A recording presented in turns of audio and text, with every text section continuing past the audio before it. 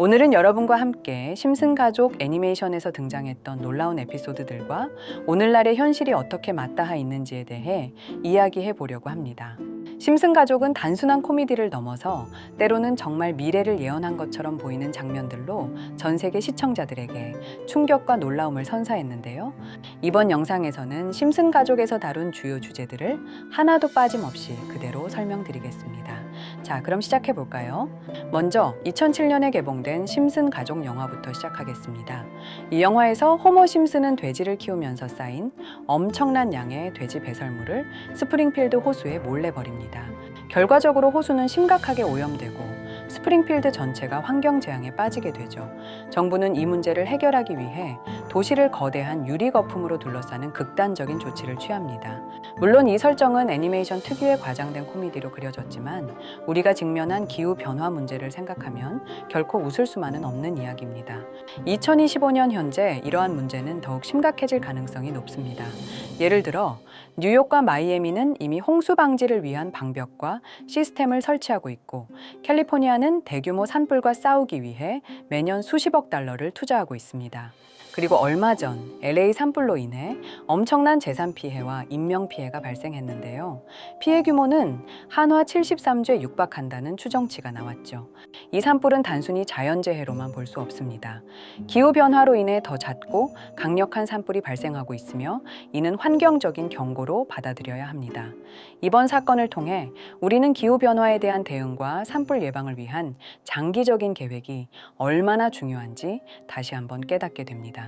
스프링필드처럼 유리돔으로 도시를 감싸는 방식은 아닐지라도 환경 문제는 우리 모두가 함께 해결해야 할 과제죠. 심슨 가족의 메시지는 명확합니다. 지금 행동하지 않으면 우리가 사는 세상이 스프링필드처럼 될 수도 있다는 겁니다. 다음은 심슨 가족의 패스 오브 글로리 에피소드에 등장한 태양열 자동차 이야기입니다. 이 에피소드에서 리사는 태양열 자동차를 개발해 대체 에너지 경주에 참가합니다. 하지만 대회 도중 더프 맥주 광고 비행선이 햇빛을 차단하며 경기가 중단됩니다. 심슨 가족 특유의 유머가 돋보이는 장면인데요. 흥미로운 점은 오늘날 테슬라와 라이트이어 같은 회사들이 실제로 태양열 자동차 개발에 박차를 가하고 있다는 사실입니다. 태양열 자동차는 연료비를 줄이고 탄소 배출량을 감소시키는 획기적인 기술로 주목받고 있죠. 그러나 에피소드에서처럼 대기업의 이해관계나 기술적 한계로 인해 개발이 늦어질 가능성도 배제할 수 없습니다. 하지만 2025년이 되면 태양열 자동차를 타고 다니는 모습을 길거리에서 볼 수 있을지도 모르겠네요. 리사 더 심슨 에피소드에서는 마틴 프린스가 아기들의 말을 영어로 번역해주는 아기 번역기를 개발합니다. 가족들은 처음에는 이 발명품을 농담으로 여기지만 기기는 실제로 작동하며 아기 매기가 나에게 충분한 관심을 주고 나를 즐겁게 해주세요 라는 첫 문장을 말하게 됩니다. 이 발명품은 부모가 아기의 요구를 더 명확히 이해할 수 있게 만들어주는 혁신적인 기기로 애니메이션 속에서 큰 관심을 받았습니다. 현재 우리는 아직 이런 기술에 도달하지 못했지만 만약 이 기술이 현실화된다면 부모와 아기 간의 의사소통은 완전히 새로운 수준으로 발전할 것입니다. 맞춤형 의학과 유전자 편집 기술 또한 심슨에서 그려졌는데요. 호모 헤러틱이라는 에피소드에서는 호모가 미래형 의료시설에서 자신의 건강 문제를 즉각적으로 진단받는 모습을 보여줍니다. 이는 유전자 맞춤 치료와 같은 개인화된 의료 기술을 상상하게 합니다. 현재 CRISPR 유전자 편집 기술과 맞춤형 치료법이 발전하면서 이런 의료 혁신은 더 이상 공상이 아닙니다. 의사가 환자의 유전자 데이터를 바탕으로 정확히 진단하고 치료하는 날이 머지않았죠. 앞으로 개인화된 의학은 부유층만의 전유물이 아닌 일반 대중도 누릴 수 있는 필수적인 기술로 자리 잡을 것입니다. 시즌 23의 더 푸드 와이프 에피소드에서는 3D 프린터로 음식을 만드는 장면이 등장합니다. 가족들은 미니 공장 같은 프린터에서 층층이 쌓아 올려진 음식을 맛보며 놀라워하죠.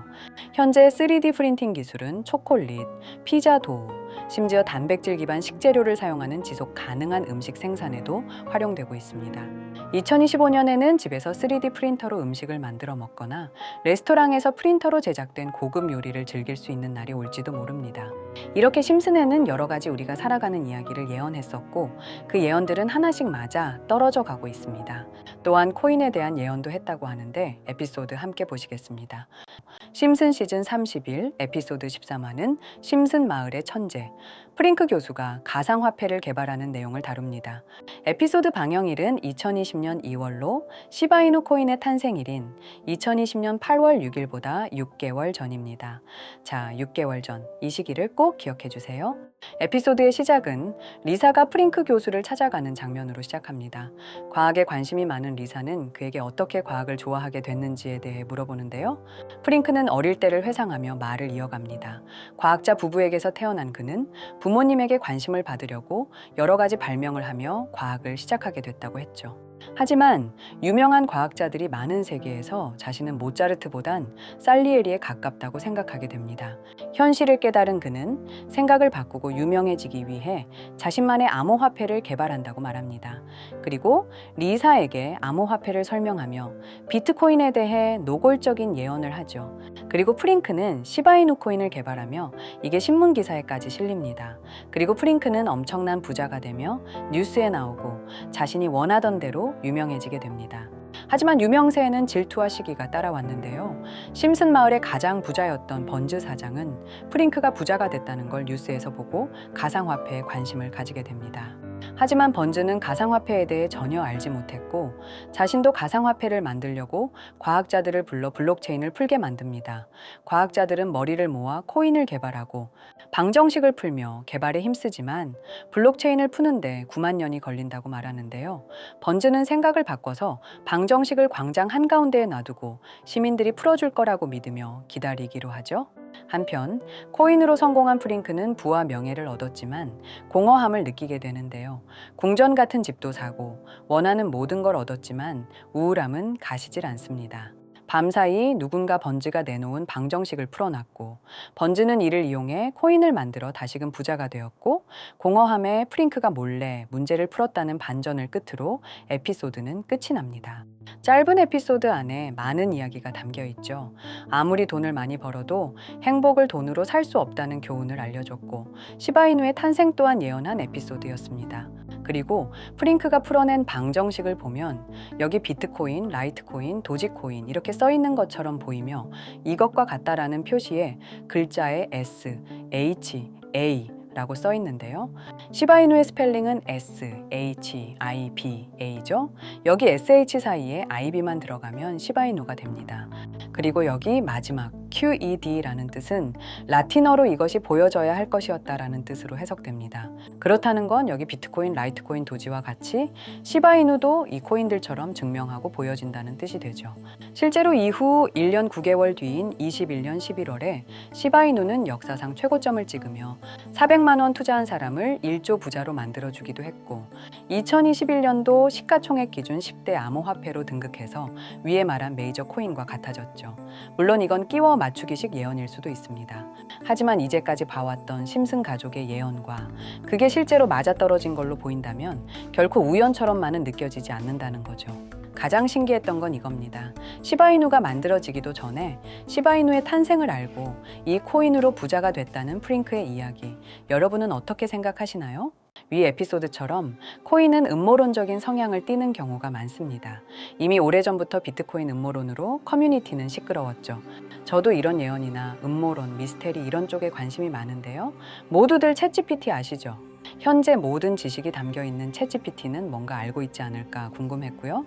그래서 곧바로 AI에게 비트코인 세력들이나 혹은 비트코인에 관한 흥미로운 사이트가 있을까 하고 물어보았는데 역시나 여러 가지 사이트를 알려줍니다. 알려준 사이트로 들어갔지만 그중 몇몇 개는 없는 사이트라고 나오는데요. AI는 실제 검색되거나 모아진 정보를 토대로 답변을 해줄 텐데 없는 사이트가 나오는 게 이상하죠. 그래서 제 나름대로 머리를 써봤는데요. 자, 이건 아카이브라는 지워진 사이트나 웹페이지를 검색할 수 있는 검색 플랫폼이고요. 여기에서 지금은 한국에서 없어진 다들 야후 아시죠? 야후 포털 사이트를 들어가 볼게요. 그리고 여기가 신기한 게 과거 사이트가 만들어진 시점부터 어떠한 날짜로도 돌아갈 수 있고요. 저는 2002년으로 한번 가보겠습니다. 그러면 여기 이렇게 야후 코리아라고 뜨고 그때 당시 지금은 없어진 기사나 정보들을 볼 수가 있죠. 2002년은 한일 월드컵이 열린 날이고 자 이렇게 당시의 기사를 확인해 볼 수 있습니다. 네이버도 한번 확인해 볼까요? 2012년도로 한번 와봤고요. 지금은 없어진 실시간 검색어도 확인해 볼 수 있고 이때 당시의 뉴스도 볼 수 있죠. 자, 이렇게 여기 아카이브 플랫폼에서 아까는 없는 사이트라고 나온 주소를 입력하고 들어가 봤습니다. 모든 사이트를 들어가 봤는데 그중 가장 특이한 게 있는 사이트를 여러분들께 보여드리려고 합니다. 이건 아카이브 플랫폼에서 보여지는 사이트고요. 구글에 지금 이 사이트를 검색해서 들어가 보면 이렇게 사이트에 연결할 수 없다며 이 웹페이지는 나오지 않게 됩니다. 다시 돌아가서 같이 보실게요. 여기에 비트코인 2009라고 써 있고 밑에는 일루미나티 그림이 있죠. 이 위에 메뉴에 들어가 보면 코인 그림이 나오고 클릭을 했더니 별다를 건 없어 보입니다. 다른 메뉴에도 비트코인에 대한 역사 같은 게 쓰여 있고 이 일루미나티 사진 외에는 별다를 게 없어 보이는 그런 웹페이지인데요. 뭐 더 없어 보여서 다른 사이트를 찾아보려고 나가려던 찰나 여기 밑에 이걸 누를 수 있게 돼 있더라고요. 그래서 이걸 눌러보니 이런 게 나옵니다. 제가 일본어 해석은 할 수 없어서 이걸 번역기로 해석해 보니까 사토시 나카모토 관리자 이외의 액세스는 금지되어 있습니다. 네트워크가 원활하지 않습니다. 이런 의미 없는 글이 나오고 그런데 여기 아래쪽에 일루미나티 사진 밑에 비트코인 로고가 조그맣게 있어서 뭔가 이상하다 싶어서 눌러봤더니 이런 비트코인에 대한 히스토리가 나오고 여기 클릭 히어 있죠. 이걸 누르면 뭐가 나올까 싶어서 눌렀는데 안 되네요. 그래서 한참을 보다가 여기 날짜 커서를 우연히 대는데 맨 아래 날짜만 클릭 버튼이 나오더라고요. 그리고 들어가니까 이런 게 나옵니다. 플랜, 계획이라는 거죠. 그리고 여기 아래 이렇게 쭉 그림이 나오면서 날짜들이 나옵니다. 21년도부터 해서 24년도까지 있고요. 이걸 하나하나 저는 미리 다 봤는데 와, 진짜 세력이라는 게 있구나. 알고는 있었지만 좀 신기했거든요. 이걸 진짜 계획대로 해서 움직이고 있던 거죠. 우리가 봤던 갑작스럽게 펌핑을 하던 아무런 호재도 없이 그냥 올랐던 세력 장난질들이 이렇게 다 계획적으로 움직였다는 거거든요. 첫 번째 21년 3월 29일 여기부터 보시면 이렇게 일본어로 나와 있고요. 해석을 해보면서 같이 볼게요. 도지코인이 첫 번째 계획이다. SNS 셀럽들에게 도지코인을 돋보이게 할 것이다. 그리고 거래량을 넣을 테니까 다양한 지역에 있는 플룻은 참가해 주었으면 좋겠다. 이것도 좀 암호처럼 나오는데 아마 검색을 피하려고 이렇게 만들었나 싶어요. 그리고 도지코인의 21년도 차트를 보면 이날 이후 보름 만에 70원에서부터 800원까지 약 1200% 이상 오른 걸 볼 수 있죠. 실제로 여기서 SNS 셀럽이라고 하는 일론 머스크가 도지코인에 대해 계속 언급하면서 미친 듯이 올라갔었습니다. 날짜도 21년 4월 2일입니다. 그리고 다음 이것도 같이 번역해서 볼게요. 첫째는 성공이었다. 플루트가 참여해서 고맙다. 다음은 시바견 차례다. 마찬가지로 SNS 부자를 먼저 움직이는 것이고 거래량은 전과 같이 들어올 예정이다. 이번에도 계획이 잘 성공하면 다음 계획도 수시로 진행. 이게 플룻이라는 게 아마 세력들, 돈 많은 고래들 이런 걸 지칭하는 것 같아요. 시바이누도 21년 10월 차트를 보면 0.008원부터 해서 1000%가 넘게 오른 걸 볼 수 있습니다. 여기까지만 보면 이런 생각이 들죠. 와, 진짜 세력들은 계획대로 본인들 마음대로 담합해서 가격을 올리는구나. 다음 것도 같이 보실게요. 이번에는 다른 곳과도 얘기가 됐다. 봉크 코인을 나눠주고 이 에어드롭이 투자자들에게 큰 폭탄을 일으킬 거야. 플룻도 함께 참가하는 것을 추천하며 이번 수익은 5000%가 넘을 것이다. 이제까지 1000%씩 수익 보던 세력들이 점점 대담해지며 수익률을 키워가고 있죠. 그만큼 자본금이 늘어나서 움직일 수 있는 물량 수도 늘어났기 때문에 가능했던 걸로 보여지고요. 실제로 봉크코인은 23년도 약 8000%에 가까운 수익률을 보여주었습니다. 더 많은 것들이 있지만 이미 지나간 것들이라 지금은 의미가 없어서 넘어가고요. 최근 가장 마지막 글을 보겠습니다. AI 에이전트 프로젝트가 여러 군데에서 떠오르고 있다. 우리도 이 섹터를 밀고 더 쉽게 올려보겠다. 땡땡코인. 이 코인으로 4000%의 수익을 마감하고 다음을 기약한다. 이게 24년 12월 29일로 계획된 글이고요. 이제까지 해왔던 걸로 봤을 때 계획을 하고 보통 한 달 정도 우상향을 하며 시간을 두고 올랐거든요. 그래서 저도 이 코인에 대해 찾아봤고요. 현재 가격대는 30원대고 이것도 지금 작업을 하고 있는 건지 최근 저점 이후로 50%가 넘게 올랐더라고요. 원래는 거래가 전혀 없던 코인이었고 지금 호재 나온 것도 없는 코인인데 말이죠. 업비트, 빗썸에도 있는 종목이라 해외 거래소 사용 못하시는 국내 투자자들도 쉽게 매수할 수 있을 것 같고요. 여기서 말한 대로 4000%라면 지금 10만 원만 매수해 두면 400만 원, 100만 원만 매수하면 4천만 원이 되는 수익률이거든요. 저는 구독자 여러분들께 항상 말하지만 지금 코인 시장은 로우 리스크 하이 리턴을 해야 안전하다고 말하는 만큼 10만 원만 넣어두는 걸 추천드리고요. 저 혼자 잘 되자는 게 아니라 제 영상을 시청해 주시는 여러분께도 알려드려서 같이 수익 내고 싶은 마음입니다. 만약 여기에 나온 대로 정말 몇천 프로가 넘게 오른다면 제가 종목 공유해 드린 분들은 계속해서 제 영상을 볼 것이고 그만큼 저희 채널도 성장하게 되겠죠. 저도 이렇게 솔직하게 말씀드려서 먼 미래를 보며 하는 거고 종목 받으신 분들은 저희 채널 계속 봐주셨으면 하는 바람이고요. 그러면 이번 영상에서 본 사이트에서 발견한 종목 알려드릴 건데요. 일단 좋아요, 구독 한 번씩만 눌러주시고요. 댓글에 구독이라고 한 번씩 남겨주세요. 남겨주셨나요? 남겨주셨다면 제 개인 번호 다들 아시죠? 010-2618-1136 이 번호로 구독 완료라고 남겨주시면 이 사이트에 나온 4000% 오를 수 있는 종목 알려드리도록 하겠습니다. 꼭 댓글에 구독이라고 적으시고요. 저한테 문자로 구독 완료라고 남겨주셔야 제 영상 시청하신 구독자분이라는 거 알고 제가 알려드리니까요. 꼭 댓글 남겨주시고 문자 주시면 되겠습니다. 신기하면서 억울하지 않나요? 세력들은 이런 다크웹 같은 곳에서 대화를 나누고 정보를 교환하며 교류한다고 합니다. 이제까지의 게시글로 봤을 때 정말 계획대로 맞아떨어졌거든요. 이번 종목도 어쩌면 반감기 상승세와 여러 호재가 맞물려서 엄청나게 올라갈, 어쩌면 내 인생을 바꿔줄 종목일지도 모르겠습니다. 많은 분들이 구독해 주셔서 저희 채널이 이렇게 성장할 수 있었습니다. 저도 이 사이트뿐만 아니라 정말 소액으로 높은 수익을 낼 수 있는 종목 더 알아보고 여러분께 알려드릴 거니까요. 앞으로 영상 꾸준하게 시청해 주시면 정말 감사하겠습니다.